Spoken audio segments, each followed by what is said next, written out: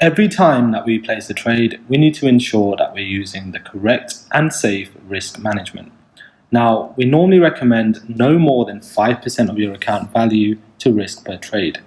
Most members in our groups will risk between 2 and 5% of their account balance on each and every trade, depending on their account size and their appetite to risk. Now, when a trade comes through, this is the only thing that you need to calculate for yourself. Make sure to follow this guide to ensure that your lot size is correct and therefore you're not overexposing yourself to a particular trade. You need to download the MyFXBook app.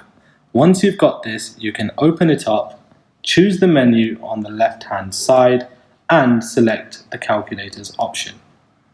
You'll need to use this calculator for every single trade that we place. Don't worry, it's very easy.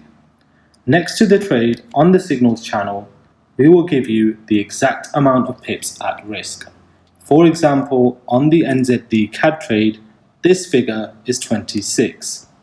Now, go on the lot size calculator, enter your account balance. Now enter the percentage that you want to risk, for example, between 2 to 5%. Choose your account currency.